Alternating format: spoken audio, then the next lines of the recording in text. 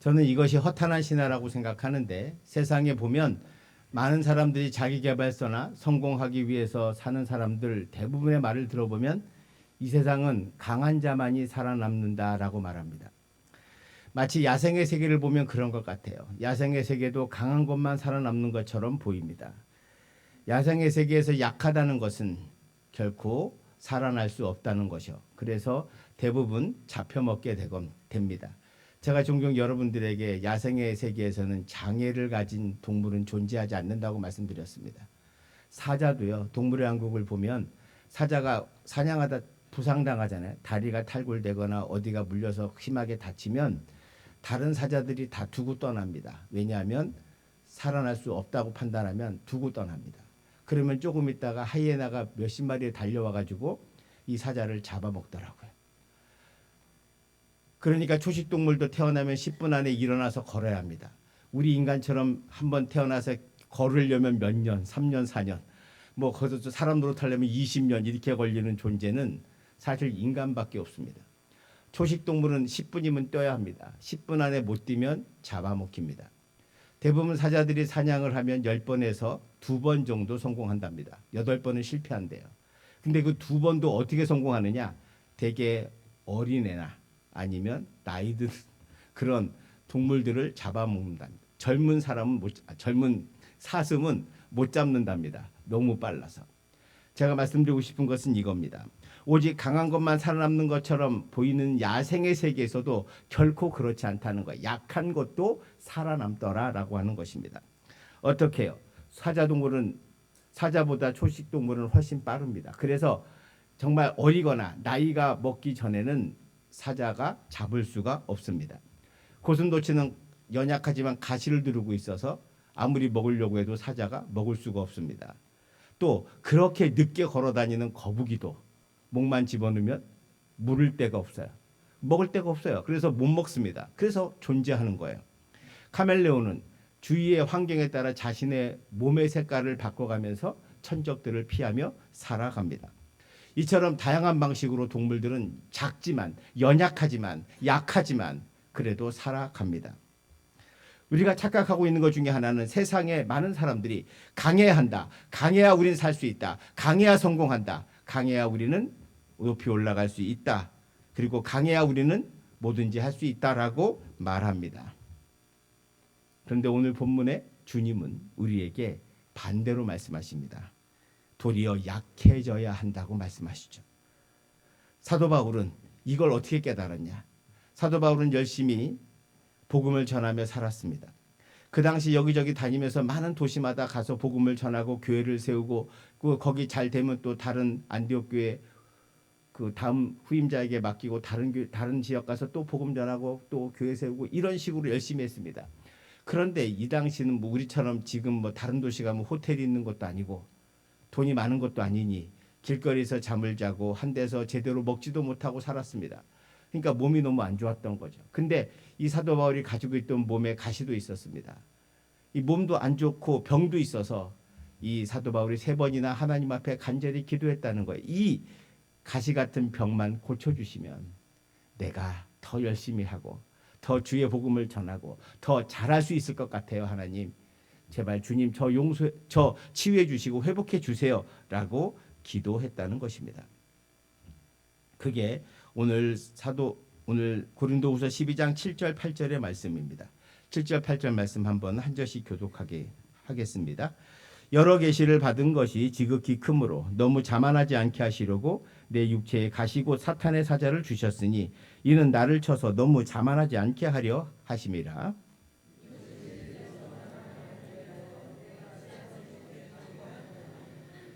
자, 지금 사도 바울이 고백하는 것은 자신이 3번이나 이 가시 때문에 하나님 앞에 기도했다는 거예요. 사도 바울은 이 가시를 사탄의 사자라고 말합니다. 사탄의 사자라는 게 뭐예요?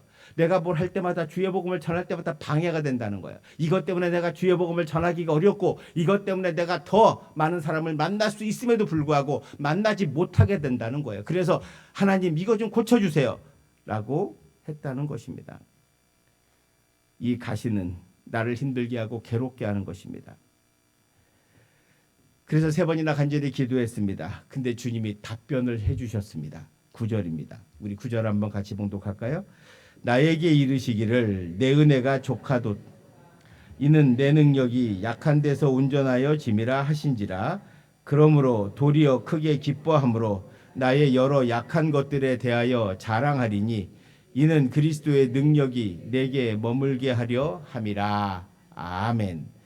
자, 기도했는데 주님의 응답이 왔어요. 뭐라고 왔냐? 너의 은혜가 족하도다. 이는 내 능력이 약한 데서 온전하여 짐이라. 여기까지가 주님의 음성이에요. 이렇게 응답이 왔어요.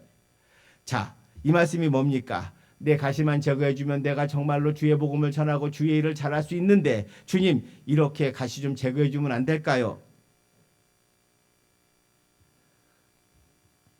근데 이 가시가 뭐냐? 도대체 학자들의 견해는 두 가지입니다.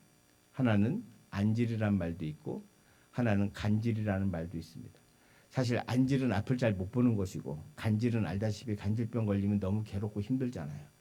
그러니까 두 가지 중에 하나, 어떤 병이든 안질과 간질 사이에 많은 여러 견해가 있는데 둘 중에 하나라고 합시다. 그러면 어떤 것이든 고쳐만 주면 사도 바울이 잘할 것처럼 보이잖아요. 그리고 주님이 고쳐줄 수 있잖아요. 죽은 자도 살리시고, 아니 그냥 지나가는 사람도, 주님을 부르시는 사람도 주님 낫게 해주세요라고 하면 무조건 낫게 해주시는 주님이 당신의 일을 하기 위해서 뽑은 이방인의 사도가 그렇게 간절히 3번이나 기도했는데 왜 안 고쳐주실까? 근데 주님의 답변은 이거예요.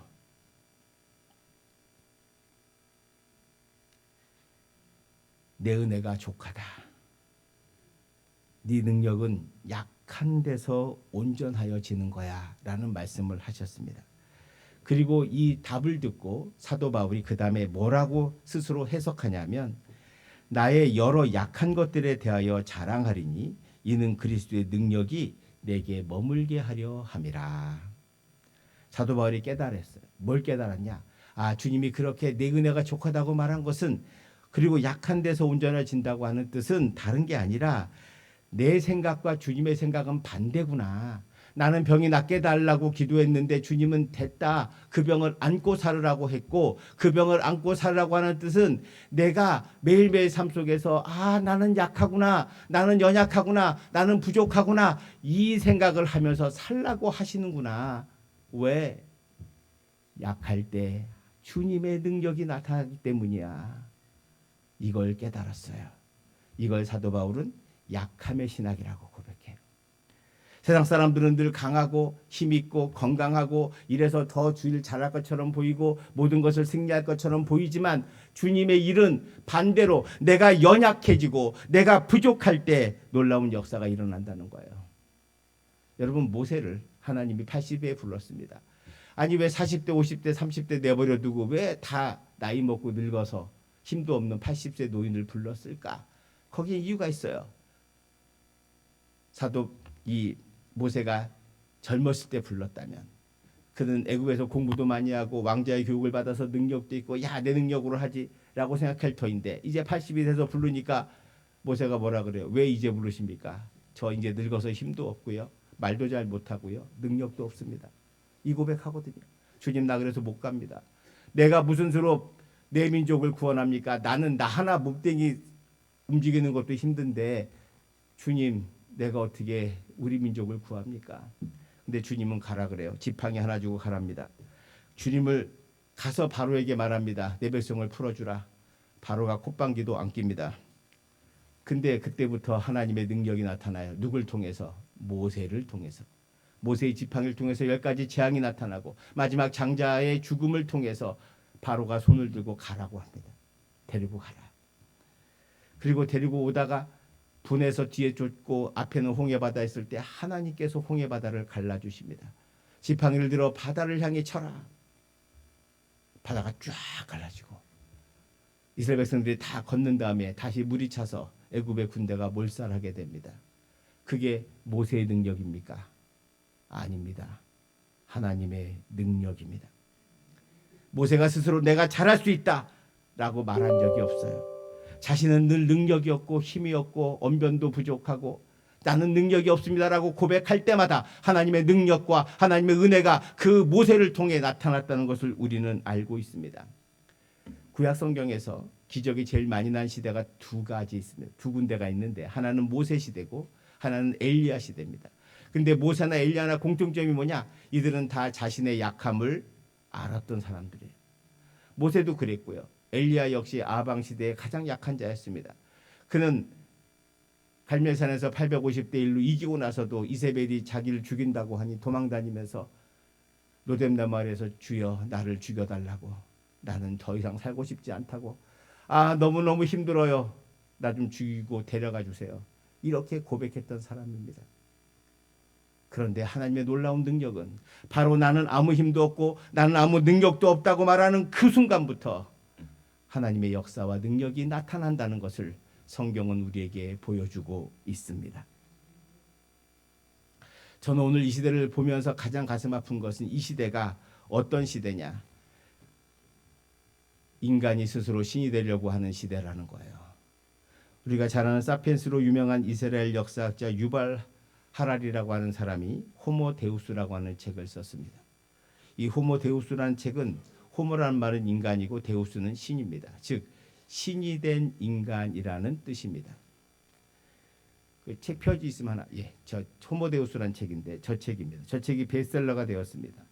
이 책에서 그는 인간이 기아와 전염병과 전쟁으로 인하여 많은 고난을 겪어왔다고 말하면서 현대 와서는 이 세 가지, 즉 기아와 전염병, 전쟁을 관리할 수 있게 되면서 신의 영역에 올라갔다고 말합니다. 기아는 농업혁명으로, 그리고 전염병은 의학의 발전으로, 그리고 전쟁은 평화적으로 관리하면서 인간은 점점 불멸의 존재로, 행복의 존재로, 신성의 존재로 올라가고 있다. 그래서 신은, 인간이 점점 신의 자리에 서고 있다고 말합니다. 여러분 과연 그럴까요? 저는 인간이 신이 될 수 없다고 생각합니다. 그건 두 가지 이유 때문입니다. 하나는 인간은 피조물입니다. 창조주가 아닙니다. 만약 인간이 신의 역할을 한다면 이 세상은 엉망진창이 될 겁니다. 지금도 물론 엉망진창이지만 앞으로 더 많은 엉망진창이 될 거라고 저는 봅니다. 또 하나, 그 이유가 뭐냐면, 또 다른 이유가 있는데, 인간은 죄성을 가진 존재라는 거예요. 우리 인간은 과학이 발전하지만 세상은 점점 어지럽고 우리가 생각하지 못한 많은 문제들에 직면해져 있습니다. 과학이 발전할수록 인간의 윤리적인 문제들이 자꾸 발생하게 되고, 그래서 그 윤리적인 문제들을 해결할 수 없으니까 자꾸 다수결로 해결하려고 하는 거죠.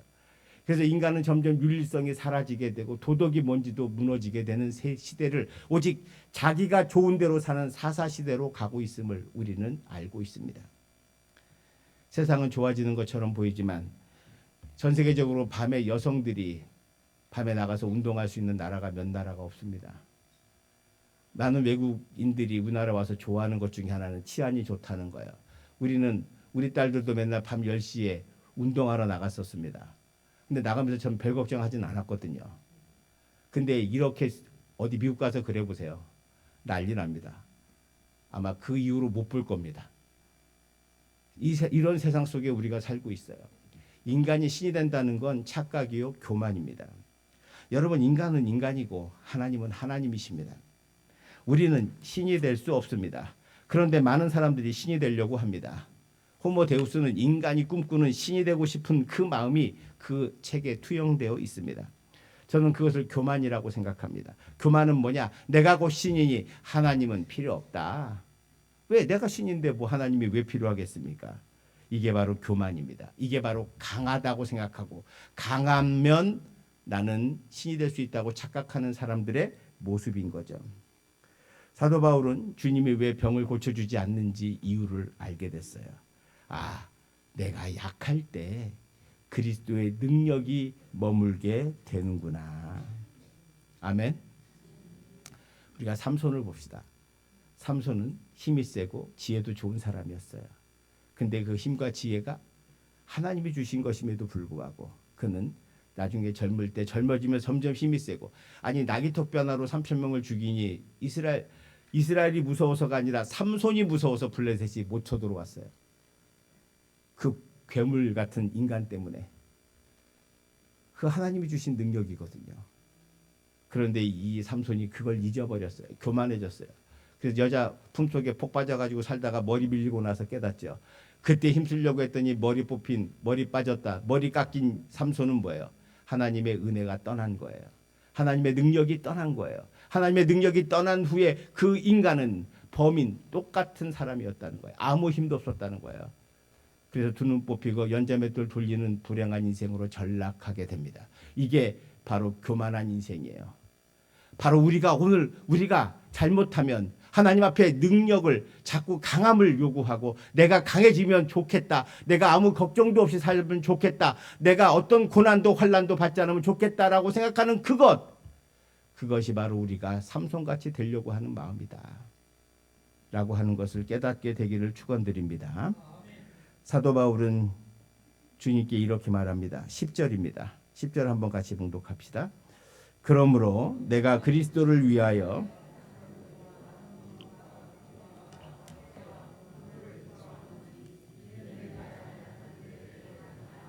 아멘.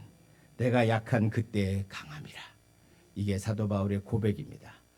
오늘 이 고백이 저와 여러분의 고백이 되기를 축원드립니다. 내가 약할 때 강해진다는 거예요. 참 역설이죠. 세상은 네가 강해야 한다고 말하지만 주님은 네가 약할 때 그리스도의 능력이 너와 함께하기 때문에 너는 강해진다는 뜻입니다. 현대인들이 가장 무서워하는 단어가 5가지가 있다고 합니다. 실패, 죽음, 거절, 고독, 고통이라고 하는 단어입니다. 이 단어들을 현대인들이 미워하고 싫어합니다. 듣고 싶지 않아 하죠. 마치 중세인들이 두려워했던 흑사병처럼 이런 단어를 두려워하고 거부합니다. 어제도 운동하러 나갔다가 요 앞에 보니까 1동, 2동, 3동, 5동, 6동 이렇게 가더라고. 4동이 없어졌어요. 4동 어디 갔냐니까 없대 원래. 여러분 그런다고 죽음이 멀리 갑니까? 그런다고 죽음이 여러분을 피할까요? 이건 정말 어리석은 짓입니다. 아니 1, 2, 3, 4동이면 그 사도 그 사자도 아니야. 한자로 쓰면. 넉사자인데 죽을 사자라고 자꾸 생각하니까 이미지만 생각해서 그 4동이 없어요. 1동, 2동 또 이게 202호 그 아파트는 1호, 2호, 3호, 5호야. 4호가 없어. 4동도 없고. 그 4층은 뭔가?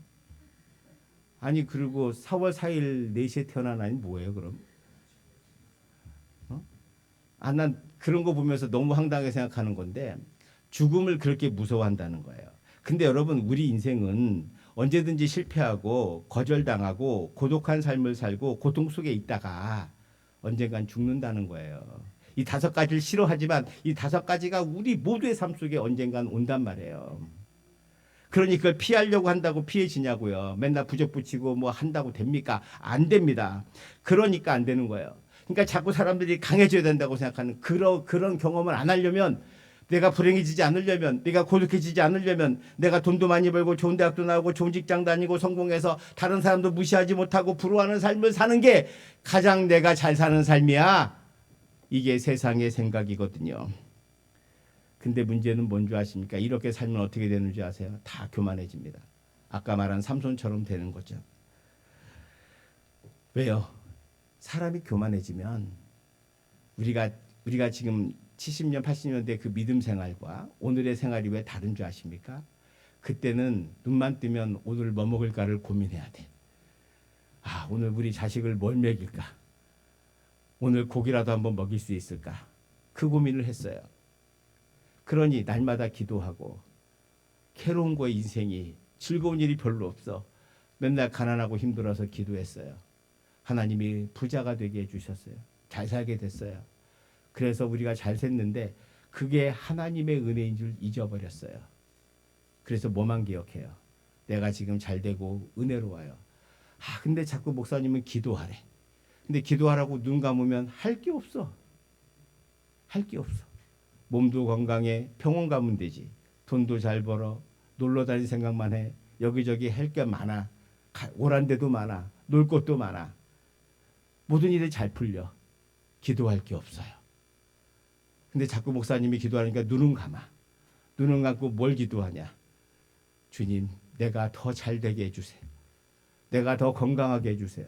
내가 더 부자 되게 해주세요. 이 기도만 한다는 거예요. 저는 우리 교회는 그렇게 기도하지 않을 줄 믿습니다. 저 뒷동네는 왜 안 하세요? 그런 기도하시나 보죠? 그런 기도하고 살면 안 돼요. 우리는 이미 받은 은혜를 기뻐하시고 감사하셔야 돼요. 여러분 보세요. 인생에서 여러분 부족한 게 90%면 제가 인정. 근데 대부분 10%도 안 돼요. 여러분 부족한 거는. 이미 90%는 다 채워져 있어. 여러분은 건강하고 여러분은 하나님 은혜로 잘 여기까지 살아왔고 직장 다니고 건강하게 살아요. 다만 여러분이 우리 삶에 부족한 게 몇 프로 있는 거죠. 그것이 뭐야? 그게 사도 바울이 주신 가시예요. 그게 우리 인생의 가시예요. 그걸 없어지려고 하지 마시고 그걸 놓고 하나님, 내가 그래서 하나님만을 의지합니다. 내 연약함을 아니 주님께서 인도해 주셔서 주님, 내가 주님을 더 의지하게 하여 주시옵소서. 아멘. 그렇게 기도하시기를 축원드립니다. 아멘. 정말요. 꼭 그렇게 기도하셔야 돼요. 여러분 100% 행복하려고 하지 마세요. 죽을 때까지 안 와. 100% 행복은. 착각하지 마세요. 100% 와서 행복한 사람은 아무도 없어요. 이거 여장은 몇 주의 재산이 있어도 결국 병 때문에 죽잖아요. 아니 그분이 뭐 돈이 없어서 의사를 못 구하겠어요. 약을 못 구하겠어요. 하나님 앞에 겸손하라는 거예요. 모든 인생은 다 죽어요. 돈이 아무리 많아도 싸들고 갈 수 없는 거예요. 여러분 내 삶의 100% 아무 가치도 없이 나는 온전해지려고 하지 마세요. 가시가 있는 게 하나님의 은혜인 줄 믿으시길 축원드립니다. C.S. 루이스는 교만을 영적인 암이라고 했어요. 저는 이 말이 참 편히 좋은 것 같아요. 영적인 암이다. 우리가 암을 두려워합니다. 근데 영적으로 암은 교만한 거예요. 교만하면 하나님 안 찾거든요. 하나님 없어도 돼요. 내가 신이고 뭐 기도할 것도 없어. 내가 다 하면 되지 뭐. 이런 생각. 이게 우리 그리스도인에게 만약 갖는다면 이건 정말 위험한 거예요. 주님께서 사도 바울에게 왜 너의 은혜가 족하다고 했으니까 영적인 암이 걸릴까 봐. 그 가시 안고 살으라는 거예요. 그 가시로 밤마다 잘 때 아프고 괴롭고 고통 속에 있을 때마다 주 앞에 엎드려 기도하고 주님을 의지하고 내 육체를 의지하지 않고 주님 나를 도와주십시오. 내가 주님의 은혜로 살아갑니다. 이렇게 고백하며 살라고 하는 거예요. 그것이 은혜요 복이라는 거예요. 할렐루야. 아멘. 여러분 바벨탑 사건이 있습니다. 바벨탑은 인간이 하나님처럼 되고 싶어서 높이 탑 쌓다가 하나님께서 언어를 흩으셔가지고 그래서 다 흩어졌죠. 여기서 바벨이란 뜻이 흩어지게 하다는 뜻입니다. 근데 이걸 요즘 말로 뭐라고 번역해야 되는지 아세요? 흩어지게 하다. 하나님은 인간의 교만을 흩으셨습니다. 이걸 오늘로 대입하면 이런 거예요. 우리가 지금까지 인생에 많은 업적을 쌓고 재산을 쌓고 뭘 쌓고 명예를 쌓고 이렇게 쌓잖아요. 그거 쌓는 거는 몇십 년 걸리지만 무너뜨리는 건 단 1분이면 무너집니다. 바로 한 번에 망하는 것. 그게 바벨입니다. 여러분의 인간의 노력으로 아무리 쌓아도 한 번의 무너짐으로 다 망하고 없어지는 것. 한 방에 날려버리시는 것. 그것이 바로 바벨의 뜻입니다. 바벨탑은 무너뜨리는 탑입니다. 대표적으로 역대하 26장에 보면 우시야 왕이라고 나옵니다. 이 우시야 왕이 여러분들이 잘 모르시지만 이 양반이 특별한 능력을 가졌어요. 우리나라로 보면 이스라엘의 다윗 같은 왕이에요. 유대 왕이지만 16살의 왕이 돼서 52년 동안 왕이 있으면서 그는 선대 정신에 따라 국방을 튼튼히 하고 경제를 발전시키고 농업을 발전시키고 그렇게 해가지고 정말 하나님도 잘 믿고 이래가지고 이 유대란 나라가 정말 급성장하게 되고 놀라운 경제적 부흥과 또 외적이 쳐들어오지 못하는 튼튼한 국방력을 가지게 되었습니다. 한마디로 승승장구했죠. 전쟁을 하면 다 이기는 거예요. 하나님의 도우심 받아 다 이기고 승리했는데 천신만고 끝에 그래서 나라가 안정되고 부자가 되고 국방도 전쟁도 다 이기고 위대한 왕이 되었습니다. 근데 그가 그렇게 사람들이 위대한 왕이라고 칭찬받고 찬양하자 이 사람이 교만해지기 시작했습니다. 그래서 뭘 했냐면 하나님의 지성소에 들어가서 지성소의 향로를 자기가 잡고 분향하겠다고 하다가 이게 원래 제사장이 해야 되는 건데 그 하나님이 문둥병에 걸리게 하셨습니다. 그래서 유대왕 중에 유일하게 문둥병에 걸려가지고 결국 아들 요담에게 왕위를 물려주고 뒷방에서 혼자 별지에서 쓸쓸하게 문둥병으로 살다가 죽은 왕입니다. 초반전에 전반전에 중반까지 그는 너무 잘 나갔고 너무 행복했고 하나님이 함께 하셔서 모든 전쟁에 승리했던 왕입니다. 근데 감히 하나님 지성소에서 향로를 자기가 마음대로 불 붙이다가 하나님의 벌을 받게 된 거죠. 그게 바로 교만한 자의 끝입니다. 그게 바벨입니다. 바벨의 삶, 그게 바로 흩어지는 삶이요. 내가 강할 때, 내가 모든 걸 할 수 있을 때 한 번에 무너지는 삶, 그게 바로 바벨의 인생입니다. 저는 여러분들이 그런 바벨의 인생이 되지 않기를 축원드립니다. 우리 모두는 약함을 강함보다 사랑해야 하는 것이죠. 사도 바울은 내가 약할 때 비로소 하나님의 역사와 능력을 알게 되고 십자가의 능력을 알게 된 거예요. 여러분, 우리 솔직히 고백합시다. 내가 모든 일이 잘 되고 기도 제목이 없을 만큼 건강하고 행복하다면 십자가를 붙들 이유가 하나도 없어요. 여기 붙들 사람 없을 거예요. 내가 약함을 알기 때문에, 내가 부족함을 알기 때문에, 내가 이거 아니면 고난 속에 있어서 주의 십자가를 붙들고 나가는 거예요. 예수님이 다니실 때 그중에 건강하지 않는 아픈 사람이 자기가 아프지 않으면 뭐하러 주님 앞에 나와서 살려달라고 얘기하겠습니까? 내 딸이 죽어가지 않으면 내가 무엇 때문에 야이로가 그 주님 앞에 가서 엎드려서 살려달라고 내 딸을 고쳐달라고 말할 이유가 뭐가 있겠냐고. 없어요. 그러니까 여러분, 우리의 약함은 크게 보면 주님의 은혜라는 거예요. 근데 그 약함이 여러분 인생의 90%가 아니라 어떤 사람에겐 1%, 어떤 사람에겐 5%, 어떤 사람에겐 10% 정도 되는 거예요. 그 약함이, 그 가시가 우리를 강하게 하고 우리를 튼튼하게 하고 우리를 보다 더 주님의 십자가를 붙들게 하는 거예요. 사랑하는 성도 여러분, 더 교만하기 전에, 더 바벨의 삶이 우리에게 펼쳐지기 전에 주님의 십자가를 붙드는 저와 여러분 되시기를 축원드립니다. 축원드립니다. 복음송 가운데 약할 때 강함 되시네라는 곡이 있습니다. 이걸 우리 좀 이따 찬양 부를 건데요. 이걸 작곡한 분이 미국의 기독교 음악가인 데니스 저니건이라고 하는 이 분입니다. 이분이 어린 시절 학교에서 놀다가 5살 때 화장실에서 성인 동성애자에게 추행을 당해가지고 정신적으로 잘못된 성적 취향을 가지게 돼서 동성애의 늪에 빠졌다고 합니다. 그러나 그가 대학 시절에 주님을 뜨겁게 만나고 주님 안에서 회복되면서 동성애를 극복하고 결혼도 하고 목사로서 사역을 하면서 약할 때 강함 되시네라는